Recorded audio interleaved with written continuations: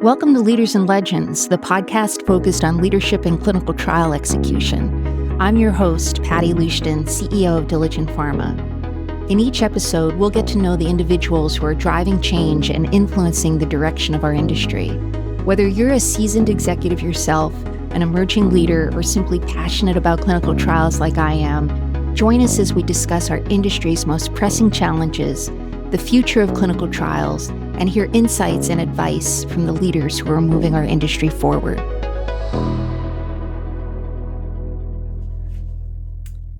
So, Keith, welcome to Leaders and Legends. Hi, Patty. How are you doing today? I'm doing great. Good. So I'm so excited to talk to you because even though we have known each other for many years, there are many things I don't know about you that I'm very curious about. So I'm very thankful that you had time to do this with me today. So I think we probably should let listeners know that how we met, that we met each other through our CEO group Vistage, and that was many years ago. And when we met, you were and still are leading DocuVault, the document storage and shredding business. But then you got closer to my world with the launch of GenVault. And I was wondering if we could start there, if you could just describe sort of the genesis of GenVault.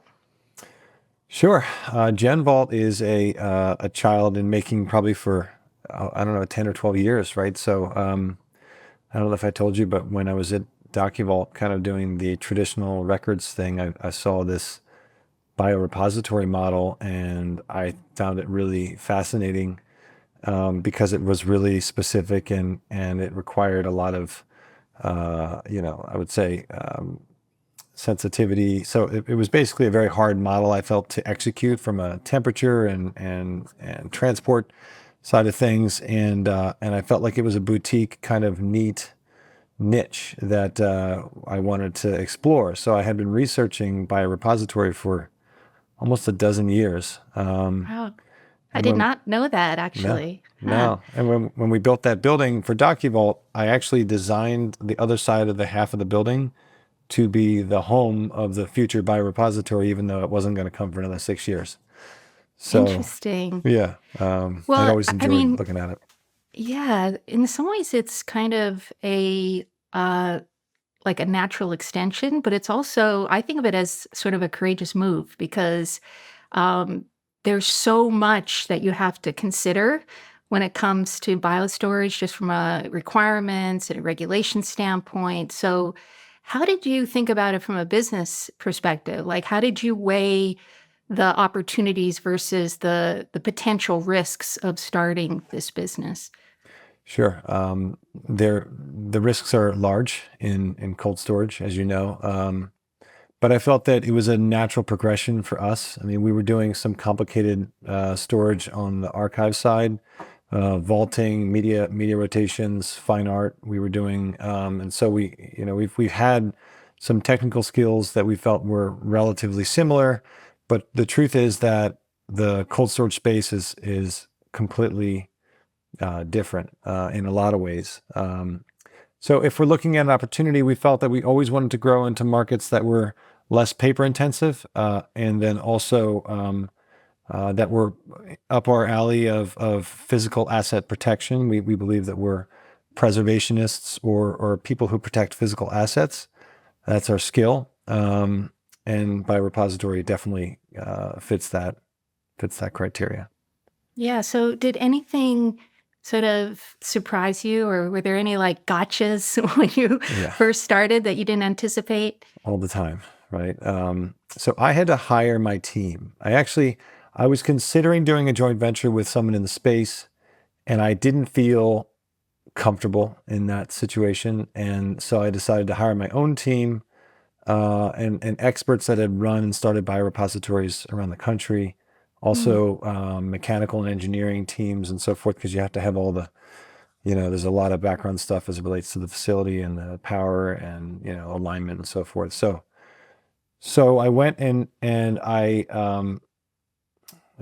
it goes into, Patty, when I sold a small part of equity to my Wharton roommate, Kyle. You've met Kyle. And Yes.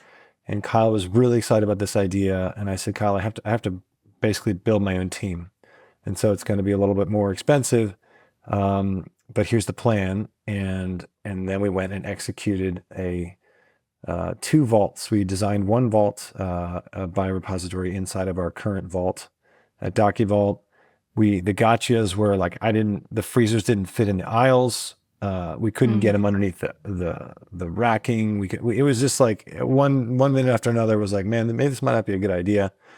And then the second vault, which is the large one, that's the one we recently kind of in the last couple of years have been running. That one, and probably, every week, like something that in construction, you're just like, what do you do now? Yeah. So yeah, it's a bit crazy. I mean, obviously I've toured the facility. It is super impressive.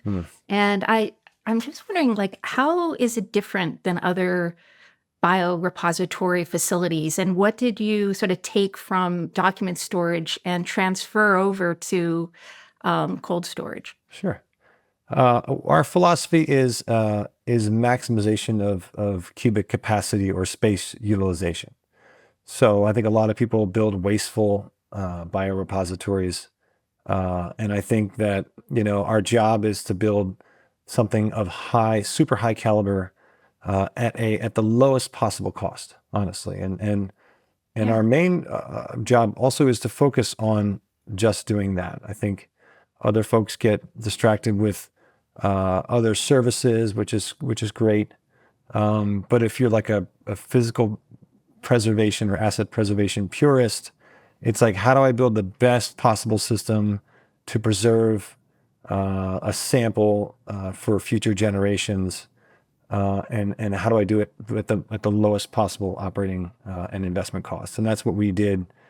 That's, I think, different than all the other biorepositories. Yeah, that's really interesting, because you're essentially doubling down on what has made you extremely successful in the document storage area, and then just transferred that. That's really smart. I want to come back to GenVault, but when I've been having these conversations with leaders, we've been kind of exploring how one's childhood could actually inform the leadership journey or the entrepreneur's journey. And I was wondering if you could talk a little bit about, just where you grew up and what, what your folks did. Sure. Tell us about that. That's an interesting question. I'm the youngest of 5 boys. So that it naturally puts a level of, what would you say? I'm gonna say disgruntled, but I always felt that I was the youngest and I could never do the stuff my big brothers got to do. I always had to go to bed early. So no girls, you all guys All in your boys. family? Yeah, 5 Wow. 5 boys. My mom raised, and my dad obviously raised us 5 boys. And so as the youngest, you feel like, I don't know, I've always felt like a injustice, because I just wanted to do the stuff that other kids couldn't. I thought I could, but I had to go to bed, or I had to whatever, and so I think that underlying feeling of I can do it, they think I can't, but like I know I can. I think that's kind of a theme for me. And then wanting to prove it too, like wanting to go out and have my chance to show my brothers, like, I can do what they did and I could do other things too. So, and it was all healthy. It was just, but I do think growing up in that environment, kind of creates a little bit of drive, that, maybe other environments didn't have. So. Yeah, and this is in the Philadelphia area? South Jersey. Is that where We grew up in South Jersey, okay. in a town called Woodbury, which is a really cool town, small town. And the 5 boys, we all kind of grew up focusing. I mean, the big thing in our house was reading, obviously, like, working hard, and then just doing the best that you can in whatever you're doing. That was always what my dad and mom would say, like, hey, if you're not, you just do your best. You don't have to be the best. You just do your best and try and make the best version of yourself. And then and the other thing was, like, we stick together, right? So we're brothers.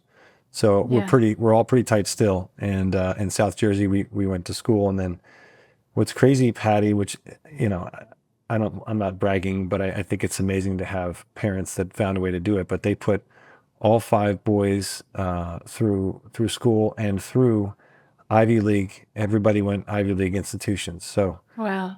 4 of us went to Penn and 1 went to Princeton.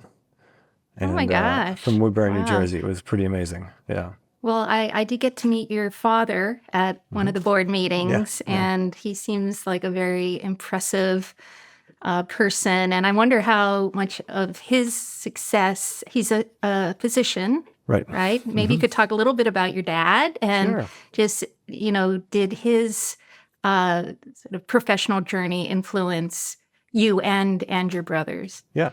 Yeah, of course. Yeah, he's a renowned, nationally renowned physician in the GI space, and one of the leading, I guess, physicians in celiac and Crohn's and others, other gastro-related diseases. And he built a really, I'd say, very successful multi-locational practice in Philadelphia and also in South Jersey. So the definition of service, people say like, how do you say you have great service? Like, what does that really mean? Sometimes I describe the story on, Sunday dinner. We have 2 phones in our house, and one was the yellow phone. Not allowed to use the yellow phone. And it had Mm. cords, like back in the day, they had actual cords and on the phones. And when the yellow phone rang, my dad would jump out of dinner and go pick it up, and then it'd always be something. It'd be like an emergency.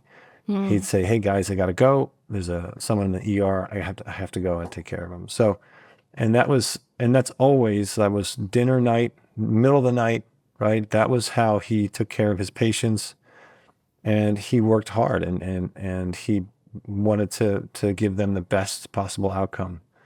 So, so as kids, we all saw that work ethic, and we really, that just became part of us, I think. And then, and so, later down the line, I think, when I'm in this space, like, I'm in records management and so forth, as I'm thinking about GenVault, which is the cold storage, it's, I would meet people throughout town or in a lot of different places, and they would pull me aside and say, "Are you a DiMarino?" And they say, "Your dad saved my life." Right. And Wow. and I always said to myself, that's like, how amazing would it be to have that people say that about you, and to make that impact. And so I felt like, while document storage is not saving lives, right? I felt like, what could I do that felt more, that was more of a game changer for more people. And so cold storage, feels, closer to, that kind of, genetic research and that kind of world of changing the game for mankind. And I felt more connected to GenVault in that way, because after seeing what my dad has done, kind of led me that direction in a way. Hmm. Well, I definitely see the focus on service in everything that you do, in all the businesses that you've run, and I think, Keith, when I first met you, my impression of you was you were sort of one of the most confident, self-assured, decisive leaders out of the many Vistage leaders that I was meeting, and that's on the outside. And my question is, what's on the inside? Like, have you ever felt like, just doubts about your path forward, insecurities, imposter syndrome? We've been talking a little bit about Yeah. that on this podcast. Of course. Yeah. I mean, and I hope I wasn't too confident, because that's not the kind of person I hope I am. Well, the vibe of our Vistage group with the Yeah. hockey team, Right. everyone seems to be trying to outdo each other a little Yeah. bit. You gotta stand strong for sure in that group. Oh yeah. Yeah, I think that a lot of it is self questioning.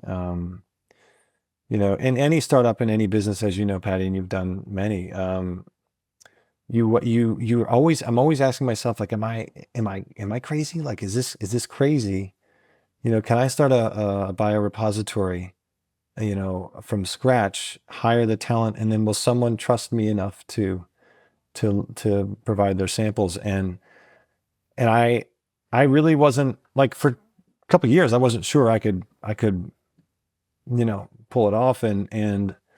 But then you wrestle with yourself. It's like, well, what would you be inconfident about? Like, what would be, Mm. so I feel like I debate, I'm kind of like in my head, is it, all right, so you feel like you feel like you're not confident in what we're doing. What about it, right? So we kind of break it down. What about it that you feel is not going to work? And so I feel like mentally I go through, okay, well, maybe we don't have enough references. They won't want to use us. Well, we can solve that through, a couple trusted partners. Maybe we don't have the expertise that others do.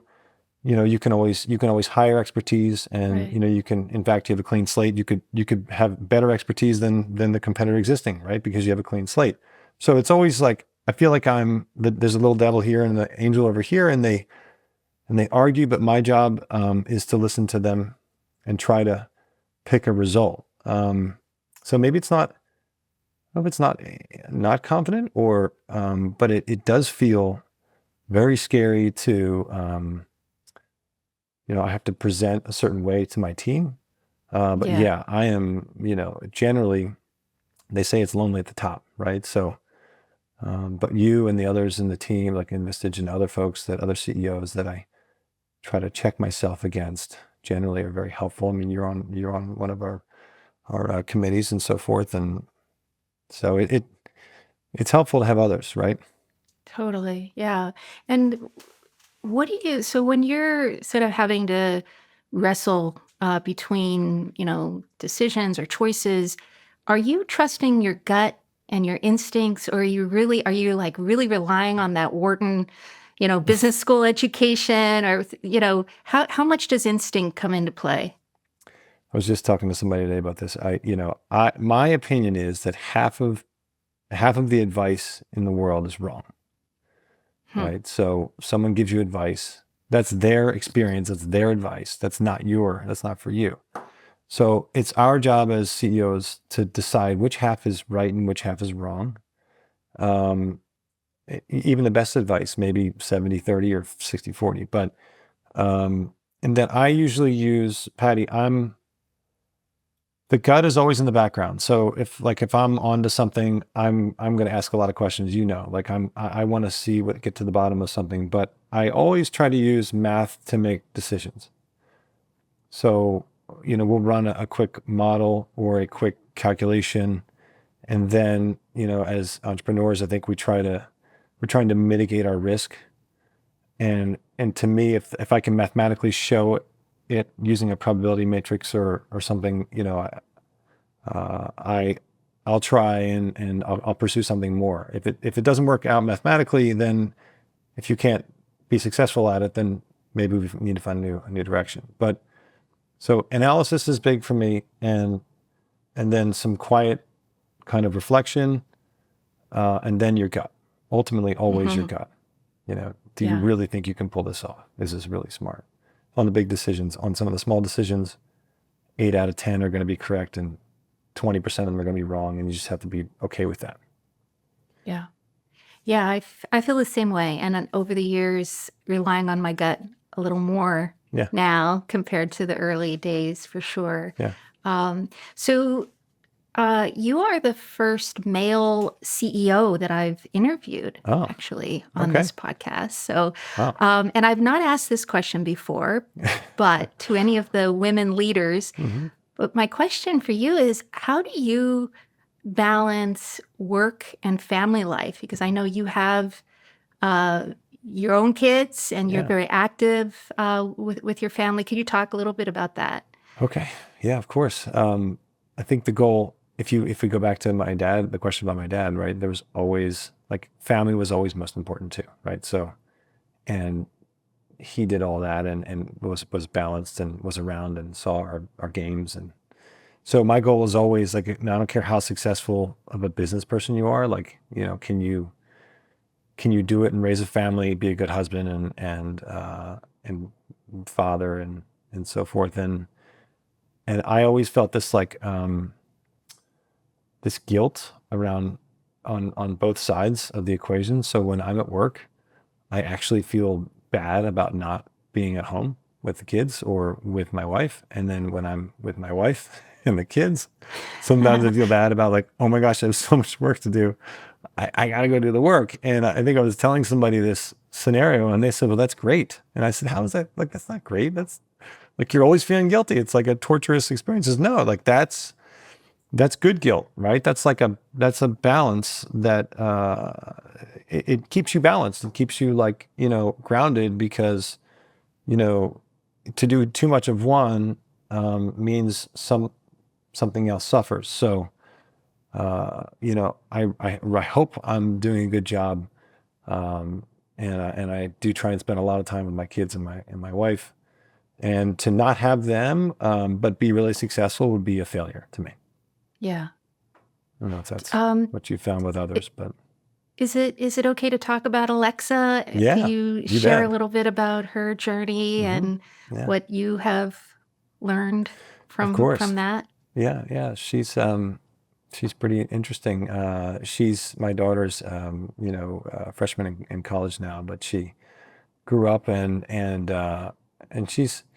she had migraines throughout a lot of her life, and she's a super tough kid. Like when she was a baby, she was a force, right? Like we disciplinary and strong will, and which is amazing and great. And so in her life, she's had to push through some hard moments, and so she kind of suffered from migraine, and she still does in a way, and yeah. Migraines, though, in a way, I mean, I do get migraines. So when Hmm. I heard about Alexa, I felt an enormous compassion Yeah, for her because it's just so debilitating. yeah, But I have not experienced a migraine that goes on for days or weeks or even months. And, yeah, that for a kid to experience that is, you know, very it's sad and but I'm sure it has formed her as a yeah, human being yeah, and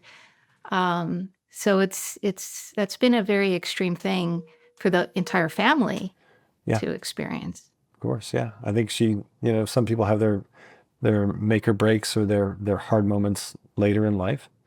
She got hers early, and I think she's used it as a superpower kind of thing. I mean, she's really gotten engaged with advocacy. She's one of the I think she's one of the youngest national, what we call her, spokesfolks or Spokesperson, yeah. spokesperson for the American Migraine Foundation. So she's one of their people that they kind of tap into, and she's really been a leader in that, turning her cause to good, which I'm really proud of her for doing, and I think it's shaped who she is.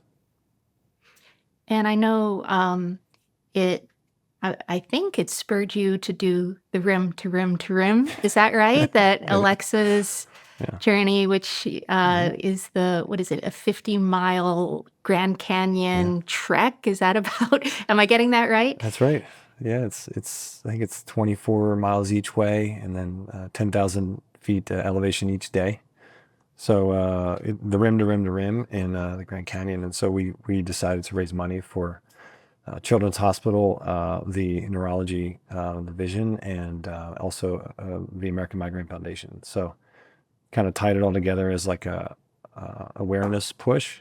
And some national vendors picked us up. Merrill picked us up Ah, and basically put us on their site and sponsored the initiative. So it was really cool. And Lexi was part of the back end of that. She didn't do the rim to rim, but she was there with me through all of it. So yeah. it was cool. Well, a lot of the people who are listening into this podcast, their, day to day is around working for patients, Right. really. I mean, at the Yeah. end of the day, in clinical trials, it defines the work that we do, and it's sort of our North Star. And I've been very impressed with Lexi and the way she has really kind of taken this on with such courage, and I think it's a really inspiring story, especially for those of us who are really focused on patient advocacy and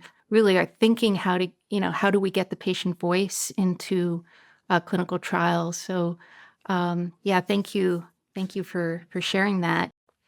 So, Keith, obviously with COVID and how vaccines became such a big part of our all of our lives, during the pandemic and post-pandemic, and obviously vaccines and sample storage. It's so important in the work that you and other biostorage companies do. Do you sort of think, like, as these things evolve with pandemics and outbreaks all over the world, do you think about your job in a different way and just the sheer responsibility that you have at GenVault? Absolutely. Yeah. We have a lot of COVID samples that we manage across the country for various groups. The logistics is incredible. They're coming in to our facility, in and out.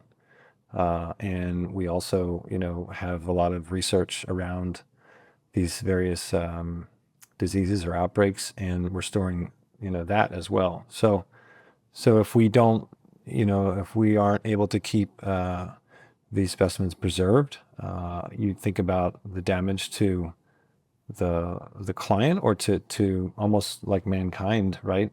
If we lose something that's a vital research to help the scientists kind of do their job. But yeah, it puts like a big difference, like much more pressure on you. But it also, then you revert back to like your design and your infrastructure, and like, do you test it? Did you design it, the best it can be? Can we design it better? So it changes, it kind of raises the bar, Patty, I think, Yeah. in a way. Yeah, for sure. Hmm. I wanted to ask you about the fact that you are overseeing a bunch of different types of businesses in addition to GenVault. Right. And is there sort of a common or sort of core values that just define your leadership philosophy that spans across every one of the businesses that you're overseeing? Yeah, a good question. Probably, right? I mean, yeah, we have a kind of a portfolio of companies, and all the companies are around physical asset protection. So could be, cold chain, or records, or estates, or art, or but I think the universal thought is that, my clients, as Keith, are my people, my team. Um, and so each team is really important to me. And then I know that ultimately my clients are my customers that use our services. But I feel like my first, one of my most important things to take care of is my team, and my job is to help them do their job well. And I do expect them to be the best at what they do and to grow and learn. But I also feel like they need to be appreciated, because I think happy employees or happy team members means happy customers, and it just translates through to everything we do. So I hope I'm first in class in service to my team members, and consequently I'm sure that they are also that way to their clients. W- Thinking back on your just entrepreneur journey, what has been the biggest challenge that you've had to face as a business owner, business leader?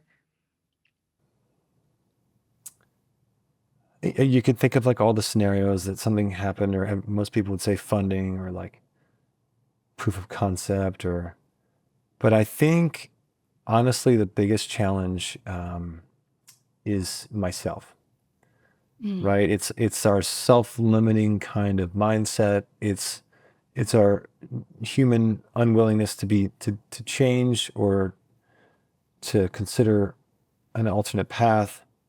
Um, and so, I found, as I've iterated over the years, if you look at growth rates and stuff, and why did this take off this year, when like the last 3 years, it didn't, those situations were just like, I changed my way of thinking, and maybe approaching a problem. And I didn't get it from myself. I got it from others and through coaching and through other executives and CEOs like you and others, right? So I don't know. I think we're probably our own self-limiter, and it takes a lot to wake up each day and convincing yourself that you pretty much don't know anything, and a lot of people know a lot more than you. So you better pay attention, because if you think you know it all, well, that's when it gets dangerous. So And so when you have sort of what you described as like a self-limiting thought, are you noticing those more quickly now? Is it yeah, that do you have more of a realization of sort of the head trash that's going on, so yeah, that you could sort yeah, of, pause and then pivot? How has that changed over the years? yeah, absolutely. Like there's definitely, I see it more quickly now. Um, I mean, it's kind of exhausting, like to question from two lenses every thought. Like, is this self-limiting? Is this like a regular thought? So you can get crazy. Yeah. Um, but over the years, uh, I think I've been able to pick it up quicker. But I do think that I feel like I'm in a people business, especially now. And so the people next to me, I really hope like they're generally not self-limiting people, and they're experts. So, um, and I really need them to challenge me and to question me. Um, so, because we can't get better any other way. So I hope that my team, Patty, has helped me get better at that as well. And they have. So how do we get that team? How do we get an even better team that's more robust, that can help us go even further? It's what I've really liked about Vistage, that we Yeah. challenge each other, we hold each other accountable, we can be tough on each other, but Yeah. there's an underlying respect and love for each other. So I've really, I mean, I've learned a lot from you. I've gotten a lot of great support and advice from you and others, and I think it's almost like, when you do surround yourself with people like that, whether they're your leadership team, your coworkers, CEO groups, it's like holding up a mirror Yeah. in a way, and it really, I think, helps. Because as you said, it is hard, lonely at the top, hard to Yeah. be the CEO, and then the flip question to what's been the most challenging thing is, what have you been most excited about, or what has been your biggest success over the years? Oh, I didn't expect this one, Patty. My biggest success. I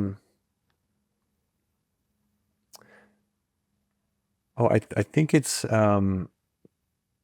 that my kids still know who I am, and my wife still talks to me. Like I think it's like through all of the things we've done in business and stuff, that Yeah. I hope, and we have a good relationship, and so like I think that's the stuff that matters. That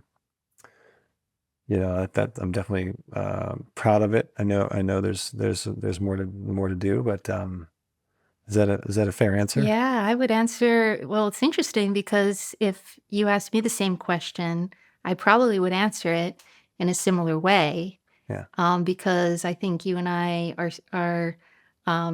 we have a focus on family, and we take our work really seriously, Right. just in terms of um, you know, I was going to say, like, the sheer amount of time and the effort and the hours, but more than that, the headspace that Mhm. it occupies. So, to be able to really be present for your family and to feel like that's at the center of your universe, but then also, like, you have had such success in your career. Uh, I think, yeah, that's a good answer. To be able to have done that. So my last question is really around sort of the future of your industry. Yeah. With cold storage and biostorage. What do you see? evolving over, say, the next 3 to 5 years? Yeah, I think this industry is still young. I think it's a lot of folks have been storing their research, and they've been putting it in their own freezers, and scattering it across their organizations, and some of it's organized, some of it's not. And so I think you're just seeing this like constant buildup, and you never, they don't want to get rid of it. Like it's valuable. The money they spend on doing this research is just millions, if not billions. And Yeah. so I think I think the companies or the corporations, I'm not sure they quite fully place the right value on the research. You're seeing AI kind of come into play, and that data, that's associated with the research is really, they're starting to say, hey, maybe we have some data we can use, and we can go back through through this research and these trials. But I don't think that they're valuing the physical, like the actual specimens and the research that's kept at temperature, in a way that they will in the future. And they're building up such inventory in-house and the notion that they're going to be able to do it in a way that we do it, right? I think as they come see us, they say, wow, like my goal was to make sure that we spent more money on infrastructure and redundancy than any normal or logical human being ever would, right? And so I think when they see the way they're managing their cold chain currently versus in the future, they're going to see like, maybe we should start to diversify our risk. We should start to free up some of our lab space. We should start to optimize our lab space. You're going to see a lot of things go offsite to vendors like us. And then really important is organizing it. So garbage in, garbage out, right? So when things come in, our emphasis is always like organizing. We need to know, like we'll organize what you have. We'll accession it. And making sure that they can get it when they need it. We probably can get it faster than they can get it themselves. So if you're talking about just cold storage in my space, Patty, I think we're right on the edge of just things starting to shift to more outsourcing and focus on real preservation versus like, we got some freezers over there, we probably have to do some maintenance soon, we're not really sure. It's a real Yeah. haphazard. So Yeah, interesting. So more sort of a strategic focus and, maybe risk planning, risk mitigation, so that it's built into the go forward strategy rather than, reactively thinking, oh, we're out of space, what do we do, kind of Exactly. thing. Yeah, Yeah. it's interesting. There's so many facets to clinical trial execution, and this is one of them that's extremely important. And Keith, thank you so much for spending time with me. You're such a superstar, and I'm really so happy that we got a chance to talk today. You too, Patty. I appreciate it, and you've been fantastic. So congratulations on all you've done as well. Thank you.